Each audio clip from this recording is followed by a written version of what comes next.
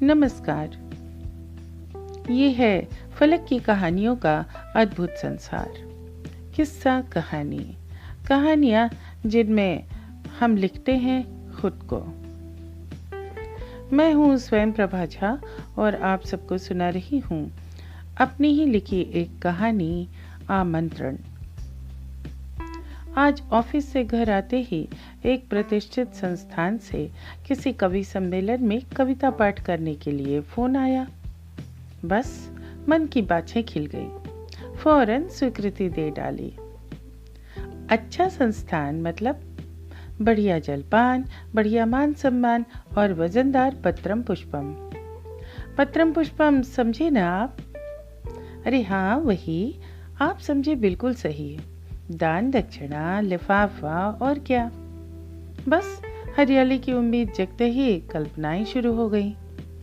पर ये क्या, अभी सुंदर सुंदर प्लानिंग ने मन में पहला कदम ही रखा था कि मन पर अंधेरे साए मंडराने लगे। पता नहीं कवि सम्मेलन के आयोजक कवियों कवित्रियों से इतनी उठक बैठक क्यों करवाते हैं। पहले तो मंचासीन करवा देते हैं, फिर पुष्पगुच्छ लेने के लिए खड़े होइए, फिर बैठ जाइए। फिर कोई न कोई विशिष्ट अतिथि अथवा गणमान्य व्यक्ति अपनी इम्पोर्टेंस प्रमाणित करवाने के लिए कार्यक्रम में पर्याप्त देरी से जरूर पधारते हैं। अब उनके सम्मान में जो ना खड़े हुए तो हमें अशिष्ट घोषित कर दिया जाएगा। तो भाई अगले वर्ष की कवियों की लिस्ट में बना रहना है कि नहीं, उसके लिए ये कष्ट उठाना ही पड़ता है। फिर कुछ देर बाद आप अपनी रचना पढ़ने के लिए उठते हैं।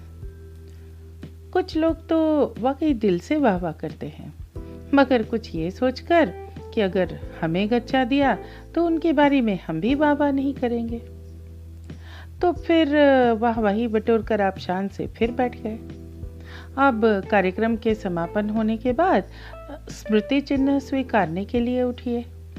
गोया पूरे कार्यक्रम में किसी न किसी बहाने से दसियों बार उठक बैठक उसकी आवश्यक रस्म हो।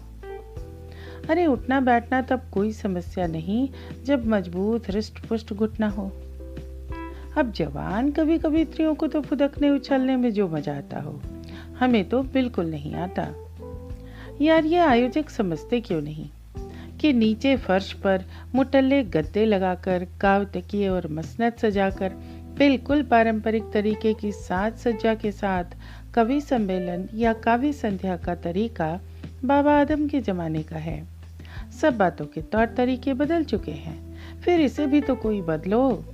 लगाओ कोई डिजिटल कुर्सी जो ऑफिस से थके हारे लौटे कवियों की थकान को गिली गिली चू करके उड़ा दे और उन्हें तरोताज़ा बना दे, कविता पढ़ने का मूड और माहौल बना दे। भाई ईमानदारी तो यही कहती है कि कवियों के भी पेट होते हैं और उनसे जुड़े कुछ और पेट होते हैं। उन सबको भरने के लिए वे कोई न कोई ऑफिस गिरी या नौकरी गिरी तो करते ही करते हैं। खाली कवि गिरी से तो बस किस्सा खत्म ही समझो। तो भैया हमें मालूम था कि इस वाले आमंत्रण में भी वही बाबा आदम के जमाने वाली व्यवस्था रहनी थी। ऊपर से कुछ दिनों से घुटने में तेज दर्द मचल रहा था। डॉक्टर ने कवितागिरी के मेरे सड़े मर्ज को जाने बगैर ही नीचे बैठने से मना कर दिया था।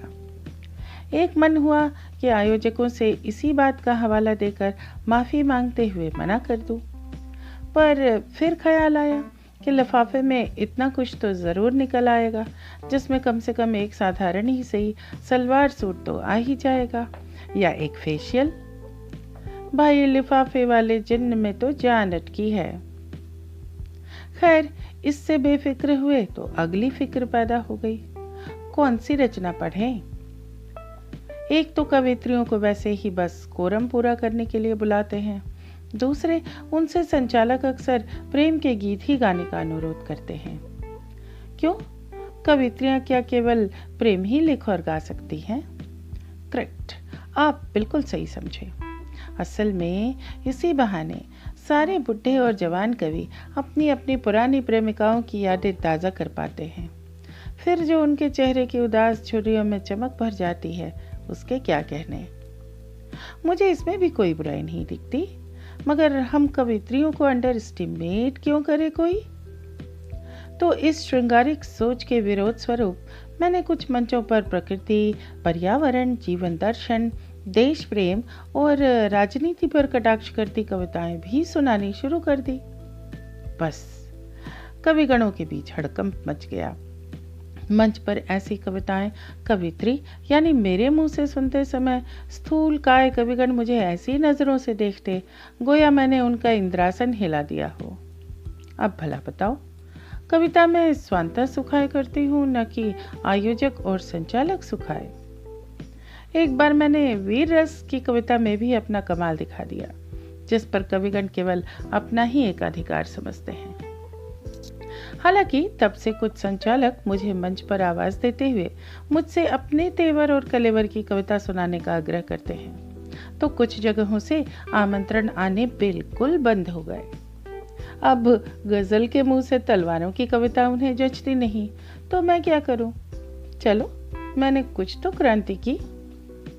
अच्छा, आप ही कहिए, प्रेम गीत गाने के लिए मंच पर कोई हैंडसम बंदा कवि रूप में होना चाहिए कि नहीं? भला अदबैसू, मुंह लटकाए भूतपूर्व जवान कवियों को देखकर हमारे मन में इटला कर आती हुई प्रेम कविता भी रूठ कर मुंह न फेर लेगी? खैर, मैंने इस संस्थान को मना नहीं किया है और 2-4 गीतों कविताओं में इस बार एक बैराग का गीत भी लिख लिया है। जरा इन भूतपूर्व कवियों को वीतराग की राह भी तो दिखला दूं। एक युवा कवित्री का एक दायित्व यह भी तो है कि वो बुढ़ाते हुए कवियों को आईना दिखलाए। क्यों, सही है ना? तो दोस्तों, ये कहानी इतनी ही। अभी आप सुन रहे थे मेरी यानी स्वयं प्रभा झा की आवाज में एक स्वरचित कहानी। ये है फलक का चैनल, किस्सा कहानी, कहानियां जिनमें मुस्कुराती है जिंदगी। फिर मिलते हैं एक नई कहानी के साथ।